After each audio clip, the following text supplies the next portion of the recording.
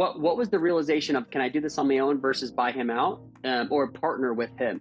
And how did that first discussion go? You just called him out of the blue and said, hey, you installed at XYZ street, remember me? Can I be a partner with you? Like, how did that first conversation go when you reached out? How did you pay for the business? How did you structure the deal? Taylor, tell us a little bit about day one. Okay, so you take over this business. Obviously, he was pretty hands-on. It seemed like it was small. It was a side business. What's day one like? Are you installing turf day one, or what does it look like? When you were evaluating the business, did you go in thinking, hey, I'm going to go out there and create 30 entrepreneurs and have 30 turf installers out there? Or is that something throughout this process of due diligence you thought, hey, this is actually a really good way to grow it. Let's focus on the education piece. At what point did you realize that the installation side would not be as big as the supplier side, and had to make a resource and time and capital switch to that? What's been the biggest surprise from the shift from no employees, but you're in the tech world and they give you free lunch every day and unlimited Monsters and Red Bulls you can drink, all the way to you're blue collar, you're rolling up your sleeves. Sometimes it's going to get dirty. What's been the biggest surprise to you so far?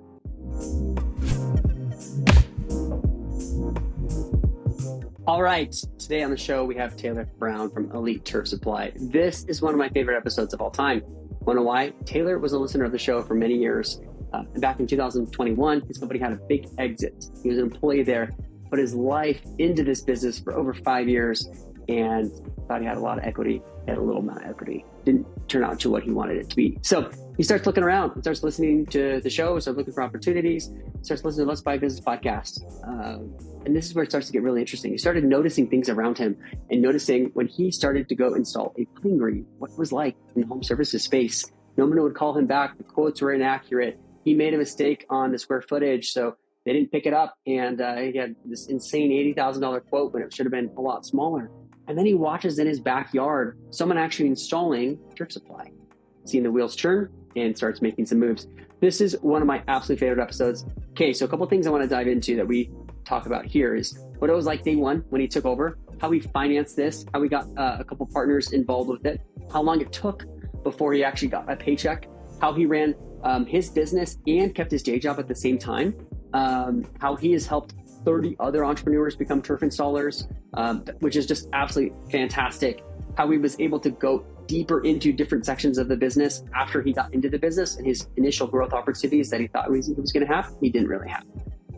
And of course, understanding both sides of the business from turf installation and supply side, he was able to help everybody down the path. And a couple of things I asked him at the very end, what it's like being an entrepreneur. And two things I want to highlight is he said more growth in the last 2 years than he did in the prior 10 years. And something that really jumped out to me was he has had a boost in freedom, a boost in not having Slack open all the time, a boost in being able to pick up his kids at 3 p.m. And then he said boost at being a better educator and communicator with his family. And so all these things all come into him taking a side bet, him betting on himself, and the leap of faith that he took. So we're going to jump in here with Taylor Brown from Elite Turf Supply.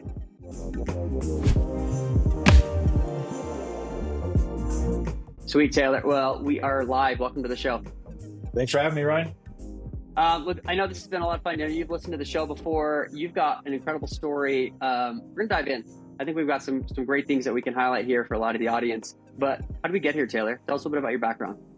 How did we get here? I'm sure your listeners are not wanting to know, but I'll give it a whirl. So Taylor Brown, I'm the owner of Elite Turf Supply, Turf Impressions, as well as Dynamic Deck Pros.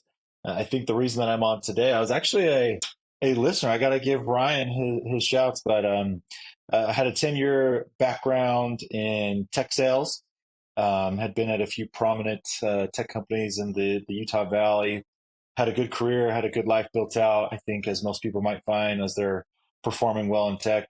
Where my story kind of starts and ends, if you will, as at a tech company, pre-Series A, went through the rounds of an A, B, C, D, all the way up to a $2.5 billion acquisition. And was a great moment for me, but it was also a very hard moment for me.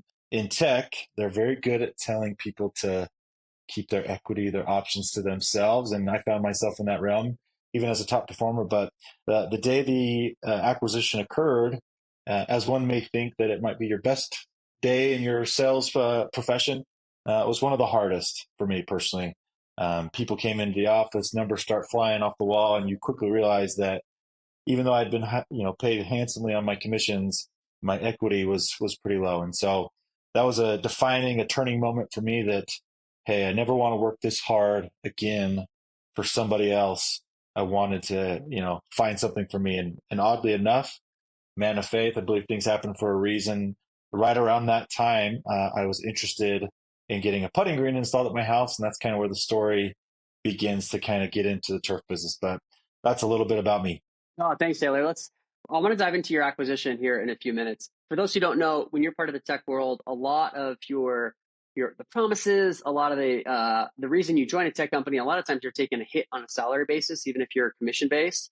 But you're promised equity. You're promised you're going to be the next Google. You're promised to be the next XYZ, right? So you have these big paydays. You work really hard. You work yourself up. I've been on the other end of that too, so I know exactly what that feels like being in your shoes. So it seems like you had a moment where you realized, hey, what had been advertised to me is not correct, and I need to make a change. And so, as you are promised the world, and you walk in and realize, hey, there's a lot of other people who didn't add that much value, didn't put their life and soul into this business, getting a lot more than you.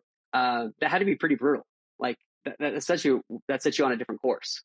Yeah, and I maybe put it too soft or too lightly when describing it. It was probably the hardest day of my life. Just because I'm almost 5 years deep into this, heads down, wanting to build something to then just understand that the person next to you or the manager down the aisle who'd been there for a few months, had a significant amount more than what I had. And that was a key, like try to control the things that you can control. What was the learning take for me is that obviously I was a little naive in terms of understanding, what it is that I had. Maybe I could have negotiated more, but I didn't. But it also is what set me on the path to obviously come to that realization that, no one's going to care as much about me as I do. Right. And truly having seen what others had, the true path to financial freedom or whatever your goals are, come in the form of ownership. And so that's kind of what set me on my path to want to be my own boss, be an entrepreneur, and that's where the story begins. I think that will resonate with a lot of listeners. I've been in that situation before, and you think about the valleys you have to go through. A lot of times, you go through a deep, dark valley before you are able to hit up, get to the top of the peak, summit a peak, or something like that. Your story was reminding me of recently the New York Yankees had someone who retired. I've been with the New York Yankees in their back office for like 35 years, and they made this huge show of it here, Taylor, and they brought him out a 75-inch TV as a reward for 35 years of service. And I only bring that up to say, at the end of the day, no one's going to care more for you than yourself about you and your family and financial future. And so I think part of it is not to just like hate on employers, because at the end of the day, W-2s and careers, they open up a lot of doors and you have to have them. And I love them. And, but you also you have to understand what your role is and where you fit within this machine. And obviously you had this as a defining moment. It didn't define you and tear you down and keep you down in that valley. You were able to bounce back up and say, okay, I'm in the deepest part of my career, or deepest, darkest part of my career. How'd you get out of that? Well, going back to things happen for a reason. It was about this time. Obviously, had a good life, was very secure in what was going on. But at this time, it's still 21, so people are for the most part either in a hybrid situation or working from home entirely. And I have a decent sized yard, and one of the things that I love most, just to pass the time, is to go in my yard and chip balls, golf balls, right? And a friend of mine had recently just got a putting green installed at his house. And when I saw, I coveted, so don't hold it against me, but I coveted. I said, man, I really want one of those. And so I went through the realms of trying to find somebody to come do a putting green for me. And oddly enough, coming from the tech world, you expect that, hey, when I fill out a form, I'm probably going to get a call within a matter of minutes, right? And I couldn't actually find that many people who were doing turf installations or putting greens for that matter. And the first person to call me back was actually 5 days later, if you can believe it. And I had screwed up the form, meaning I put in my square footage wrong, and the response was, "Oh, you're $80,000." And I was like, "What?" So I kind of got dismayed, kind of went back to doing my thing. And then one day I found myself on KSL, and I saw this guy that had these incredible pictures, but no website, no social, no nothing. And against my own tuition, if you will, I did reach out, I called him, and he picked up, great conversation. The next day he's at my house. He brings his installer. They educate me on these turf products. And I was like, sweet, I'm in. Do my green. And so, like I mentioned, I was at home working from home at the time, and I watched him do the whole thing. And I was surprised. I really had two thoughts that came to my mind. One is, wow, this is even more beautiful, more incredible than I'd imagined. The other thought was, dang, I know how much I just paid for this, and that wasn't that hard for them to do. And so that's when like kind of the light bulb or the wheels start turning a little bit. I told my wife, hey, we should start a little side business. Maybe we could do this, you know? And to her credit, and this is the part of the story she doesn't like. She said, "Well, you're not that smart. Why don't you just go ask the previous owner or the other guy about partnering up, right? Getting a site, maybe taking over Utah County, etc." But anyway, so I called him, and he was open to it. We started having discussions, and then out of the blue, one day I get a call, and he's now positioning it to, "Hey, what do you think about buying the business?" And never having been an entrepreneur, never having been a business owner, not really coming from an entrepreneurial background in my family, I started with a brother-in-law. My brother-in-law at the time was an entrepreneur. He had owned a few different ZAG franchises. And I called him up with the intent to, hey, could you help me understand maybe what this business is worth? And the more we looked into it together, we saw an incredible opportunity. So together, myself, my brother-in-law, and his business partner, the three of us, we bought Elite Turf Supply and saw an opportunity to expand the supply side in the state of Utah, where before us, really anybody looking for turf would have to call California, call Dalton, Georgia, and it's a very time-intensive, expensive process to get turf to our state. Where we said, hey, we can set up shop, get these bulls, get these turf rolls in bulk, and provide a service and a value that otherwise hadn't been here. So there's the story.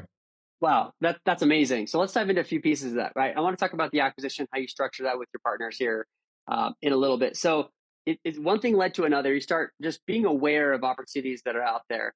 Was there a certain moment when you're bringing this up to your wife? She said, "Hey, why don't you buy that guy?" What was the realization of, can I do this on my own versus buy him out or partner with him? And how did that first discussion go? You just called him out of the blue and said, "Hey, you installed at XYZ Street. Remember me? Can I be a partner with you?" Like, how did that first conversation go when you reached out? By that time, we'd had previous conversations throughout the install process, so I had gotten to know him a little bit, and I would like to say we were kind of cordial or friends at that point. So when I called, it was great. I knew his background a little bit. He was actually working at KSL full time, and so him and his turf business was still a side project for him. And anyway, so we had a good conversation. He was open to it. It was during the summer months where we had some vacations planned out for both of us. And so we're kind of hit or miss. And then, like I said, out of the blue, I got a call. And he was about to get a promotion, was going to have less time to put towards the turf business. And so it kind of worked out in that regard. And then when I made the phone call to my brother-in-law, I didn't really know where to take it. I didn't know if it'd be even a good option, but leaning on them, obviously, I think in some parts of business, you need to be humble. And I'm not the most humble guy, but I was smart enough to know that I don't know anything really about this. I could lean on their expertise, whether they wanted to be a part of it or whether they could just help me get to like, what is this worth? And anyways, looking at it together, we saw the bigger opportunity of, hey, not just being a supply house, which is Elite Turf Supply. I mentioned in the intro, we also own Turf Impression. So we spun out two companies. We spun out a supply business, but we also knew we were going to be able to fulfill some of the installs, and so that's where the business Turf Impressions came from as our install only business. So we made out with two businesses. That's amazing. And I think from a timing perspective, you never quite know when a seller is going to be interested in selling, an owner is. And at the end of the day, when you first started chatting with him, you were just being curious. You're just asking him questions. How does this work? What does this look like? And I think you mentioned something that you became friends. And I think what people don't realize is people like to do business with friends, right? People do business with people they like, right? So you're asking him good, thoughtful questions. He's like, "Yeah, this guy's interesting." And, it just sort of blossoms from there. But also you put yourself in the right position that you bought a business that you thought was cool. He needed to get out of it because he was getting this nice corporate bonus and upgrade or promotion or whatever it was, and you were the first likely candidate to step in, right? So was his business? So you've got two different businesses here. One is the installation, and one is actually the supply side, right? So as we jump in, you've got three partners and you've got a business that's ready. No, sorry, two partners and yourself. So there's three of you together. How did you pay for the business? How did you structure the deal? Seller financing, like I said, kind of to your point, we had become friends with this individual, and the way we wanted to do it was seller financing, which he was totally open to. Um, the, I guess you could say, we bootstrapped it, right? We didn't have to take on any financing. We just took the funds that we have, like I said, equal partners, and from there, we're able to acquire the rights. So there's the turf that we carry today. He had an agreement in place with the larger distributor, and so we took over that, and we're able to get a lease on a warehouse. There's some different equipment involved in the supply side that we had to get, and then from there, kind of just took off. That's awesome. So Taylor, tell us a little bit about day one. Okay, so you take over this business. Obviously, he was pretty hands on. It seemed like it was smaller. It was a side business. What's day one like? Are you installing turf day one, or what does it look like? I wish. If there's a running joke in the office that if you look at my hands, you'll know exactly how many turf installs I've done. So I'll be honest, I sit more in the office. That being said, day one, I actually did not quit my job quite yet. So we were running the business. Like I said, the two partners' names, Jordan Lauer and Dennis Ferguson, they still had their franchises that they were running, that they were pulling income from.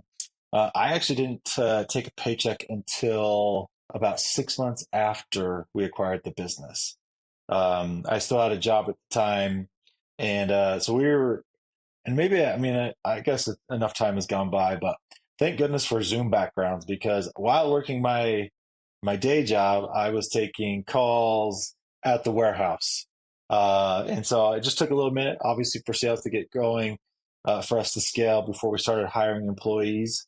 But day one, a lot of it, and I don't know if this is where you want me to go, but obviously from what we saw in the market, right? And here's a little turf education for people, whether they like it or not, right? But in my mind, when I thought of turf, I thought of like the field turf or, the fields that had the little pieces of rubber in it, right? That's not necessarily what turf is today.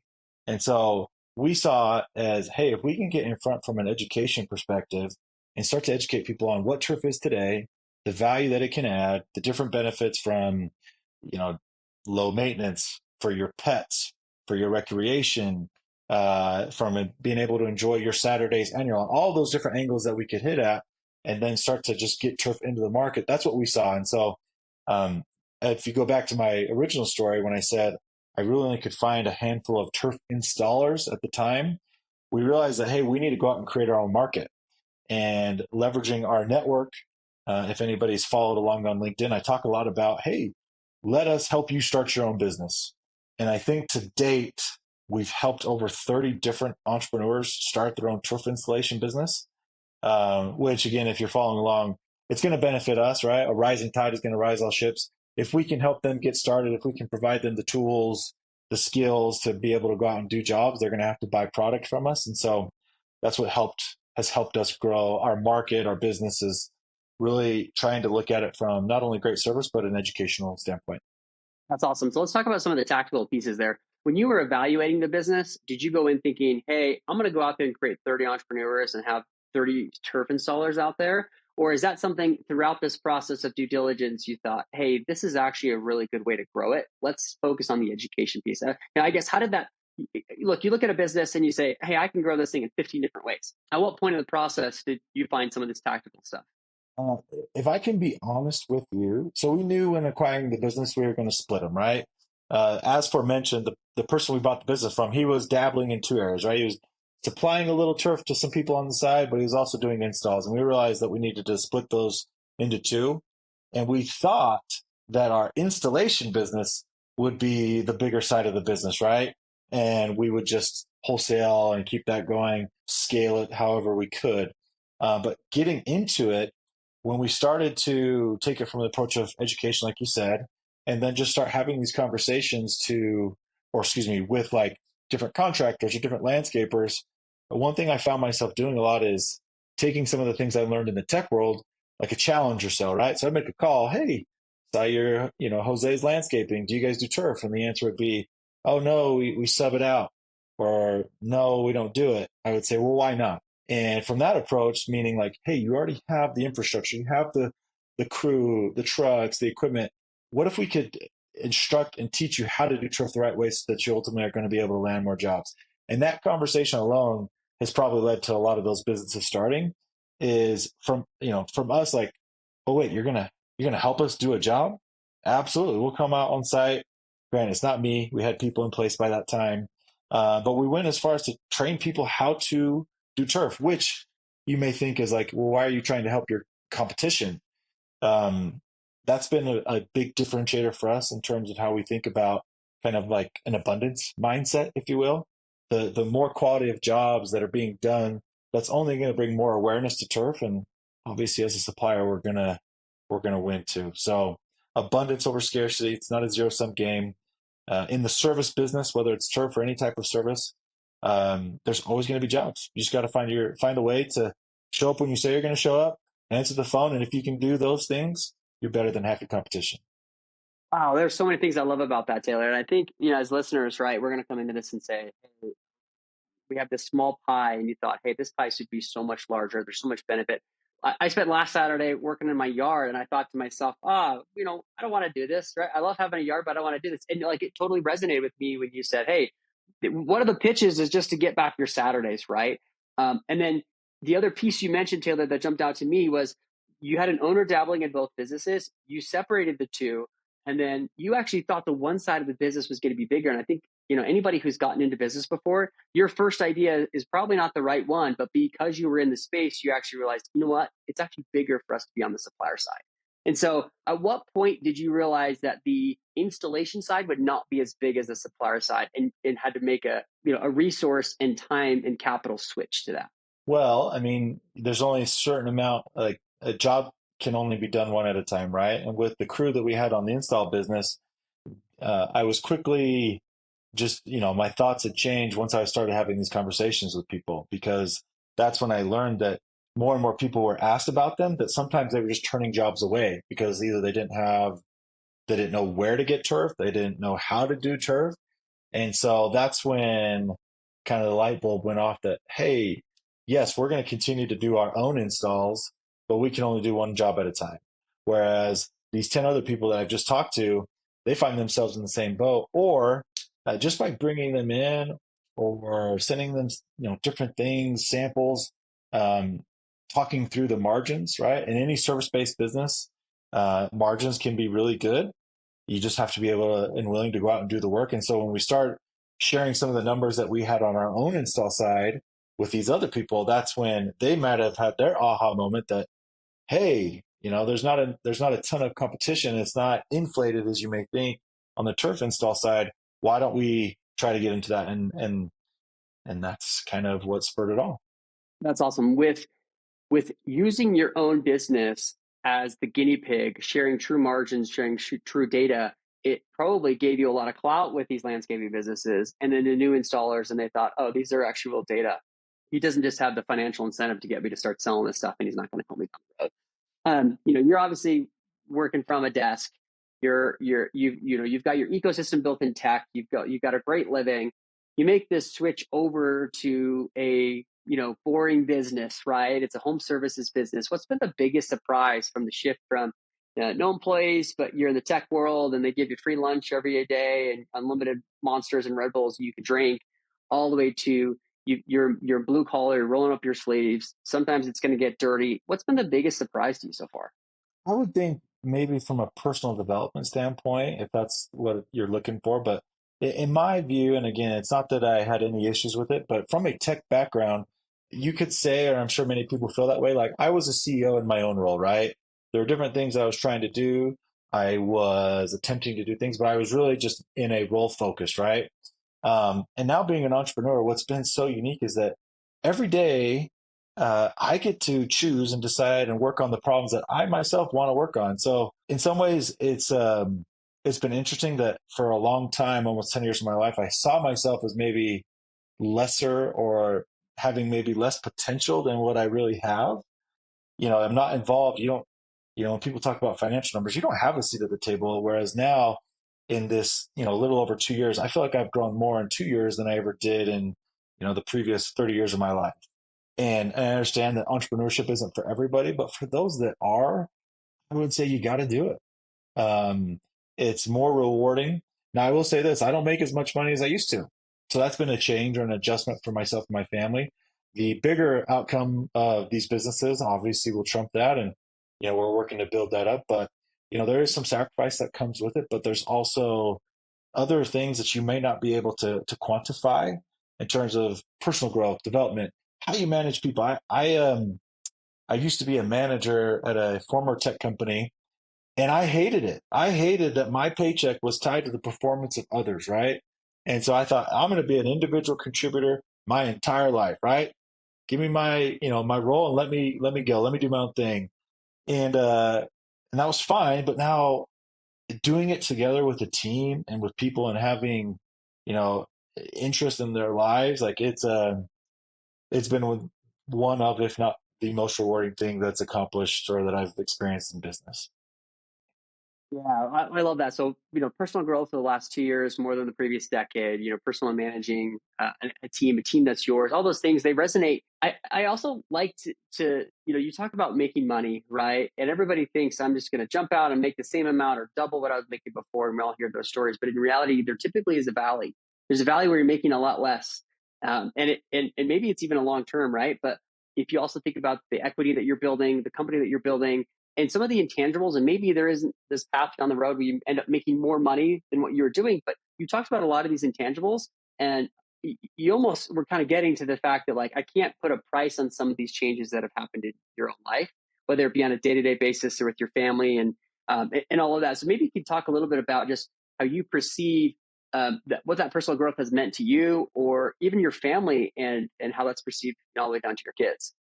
Great question. I mean, it's definitely, and I don't mean to like, I know every owner's path is different. From the beginning, it's been very profitable. And I think, in a sense, and I'm sure you'll get to it, like luck has played a part of that. And with what we're doing, we continue to reinvest in the business where sure we could pull out money and I could be sitting pretty happy, but we continue to grow for something bigger. Um, but in that process, I think I just in terms of how I see myself, right? It's given me a boost, to be honest with you. It's given me freedom, right? Where I don't necessarily have to be on Slack all day waiting for somebody to ping me about this or that. I have the ability to pick up my kids. I go in early, but I'm able to leave by 3 o'clock to go get my kids and see them. But I also see like some of the experiences of having to deal with problems, having to deal with individuals. Because as you grow, as you scale, you'll be for sure met with people and challenges and how you navigate those. I feel like I've become a better communicator, not only with my wife, a better teacher, but educator for my kids. And like you said, those are some of the things that you don't necessarily get unless you're kind of in this arena, if you will, of entrepreneurship. Getting those real life examples or tests. Appreciate diving further into that. I think most people listening would probably have somebody they're supporting. So it's not like we're in scenarios where we're 21 and have no responsibilities, right? And there are opportunities for those. But your growth comes from you betting on yourself and putting, you owning the P&L, you owning payroll. And payroll, what does that mean? Payroll is just not a number. Payroll is actually your employees having to pay rent and put food on their table, right? So all of a sudden, the responsibilities that you're receiving or that are under you are so much more. I would probably argue you've lost way more sleep than you ever did when you were doing tech before, right? You probably wake up in the morning at 3 a.m. with cold sweats every now and then and say, hey, why am I doing this to myself? This is crazy, But there's all these other things you talked about: freedom and boost, and no slack, and picking up kids, and being a better communicator and educator to your kids, and they're able to see you and probably take them to work. There's all these other benefits there too.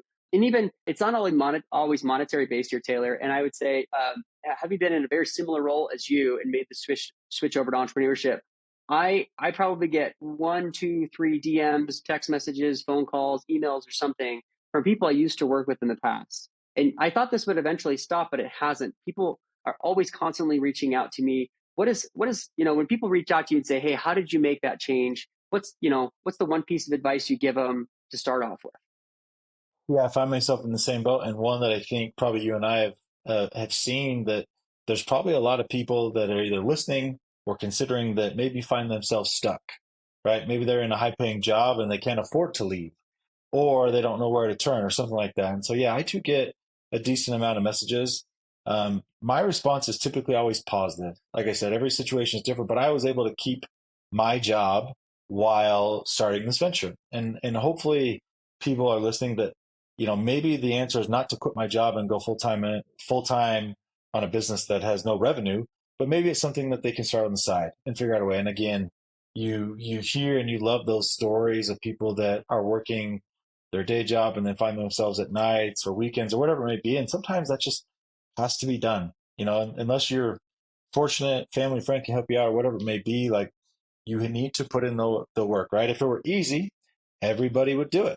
But the truth of it is that it's not easy. Whatever leap of faith you need to take, big or small, something has to be done, right? Some form of action needs to take place. Whether, like you're in my place, you make the phone call, right? Make a phone call to the guy, which again, it's not to say it was the hardest phone call to make, but think about how my life might be had I not made the phone call. And I think there's a lot of parallels to people that maybe just don't take that first step to whatever it may be. And that's the listener's choice. But for anybody considering or wanting, I would encourage, much like probably you, Ryan, to do it. Because even if it fails, and we all know this, we hear about it all the time, but there's so much truth to it. If you fail, then you obviously didn't really fail, because think of what you may have learned from that for the next time, the next experience. And so I love hearing people that are venturing, that are wanting to start things, because, I can only look at my experience and how my life might be different had I not. And I want that for others as well. Thanks, Taylor. Before we link to where people can find you and follow you, as we start to wrap up, what's one of the weirdest ways you've seen people make money? I think turf installation has got to be up there, but what else have you seen out there? I have a son who probably through this turf experience has seen dad with far too many boxes show up at the door. He has taken it upon himself to take boxes apart, color picture, and go to door selling these priceless works of art. So I learn a lot from my kids, my son.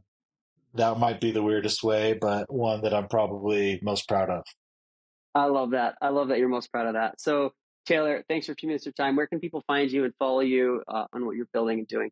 Best way to connect would just go to Taylor Brown on LinkedIn. Would love to connect with anybody and everyone. The businesses is a good way, but I'm not hard to find. Come find me. Taylor, thank you so much for your time today. We'll link to all that there in the show notes. Thanks for having me. All right. Thanks for checking out the Let's Buy a Business channel. If you want to learn more, you can subscribe to our YouTube channel for the latest tips on acquiring businesses. We've also got our newsletter, which you can also subscribe to here, where you want to get the latest tips and deals that are happening right now. These are live deals. And then, of course, with the link below, you can join our course and memberships for the most serious searchers out there and you want to get serious results.